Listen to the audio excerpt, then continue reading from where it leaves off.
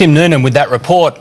Well, to the surprise of most of the world, Australia's stock market surged back into the black today as the government puts us on a financial war footing. But is it enough, and will it last? Opposition leader Malcolm Turnbull joins us tonight live from Canberra. Mr Turnbull, good evening. Thanks so much for your time. Look, when you got the job... Great to be with you, Matt. Thanks. Look, when you got the job, a lot was made about your personal wealth, estimated at 120 million. These are tough times. Are you as wealthy today as you were a couple of weeks ago? Well, Matt, firstly, congratulations to you on getting your job.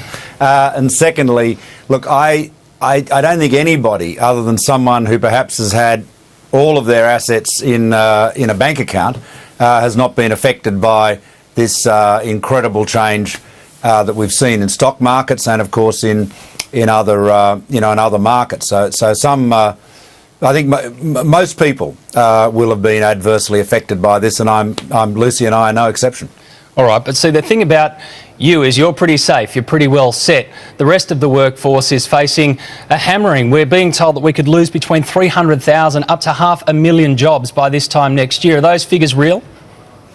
Well, you know, they're all estimates. There's no doubt the government forecast a decline in employment, an increase in unemployment in the budget back in May, and there's nothing that's happened since then that would make one feel more optimistic. So, having said that, we are in a very unpredictable situation. It's nothing that's happened in the last month would have been forecast 3 or 4 or let alone 6 months ago, Matt.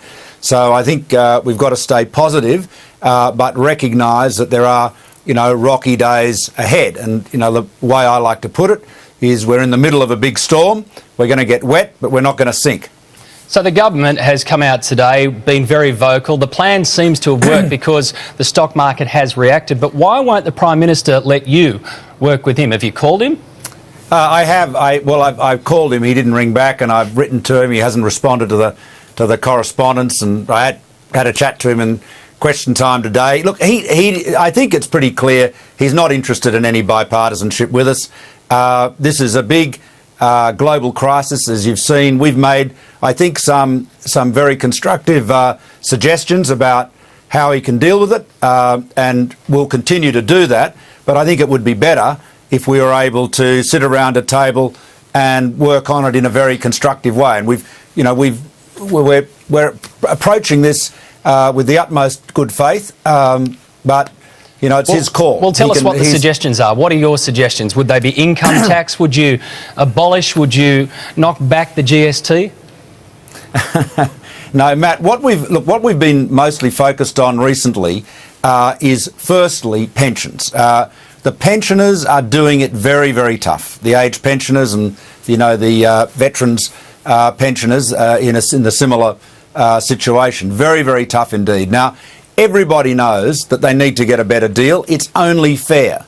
And we have given the government the opportunity to give them an extra $30 a week for the single-aged pensioners. We got the legislation through the Senate, and we went down to the House and said, OK, here it is.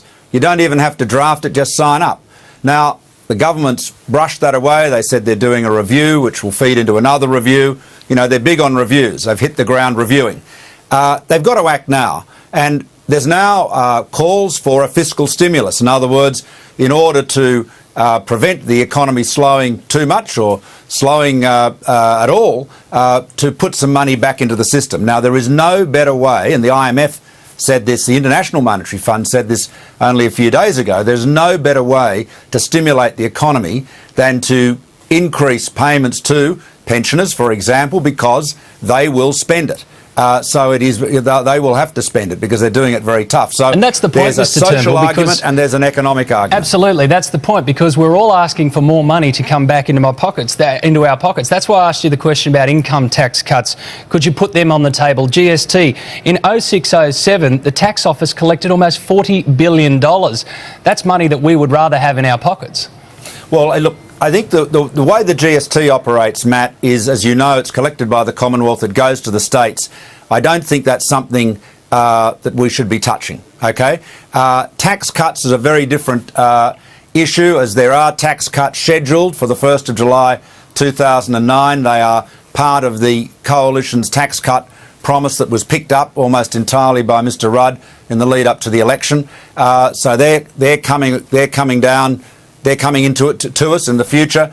That's something that can be addressed. But look, really, rather than spell out a whole lot of new ideas or new initiatives here with you, what we'd like to do, and I think this is what Australians would like us to do, is to be able to work in the face of this very dangerous and unprecedented global challenge, to work in a constructive bipartisan way with Mr. Rudd. But people want answers, Mr. Turnbull, we've made that offer they? And he's knocked it back. Sorry? Absolutely. Well, people want answers, and that's exactly what they want. They want more money in their pockets. We're going to have to wait and see if Mr. Rudd will take your phone call, but we appreciate your time tonight. Yeah, great to be with you, Matt, and well done. Thanks, mate. Mr. Turnbull, Malcolm Turnbull, there, Leader of the Opposition. Well,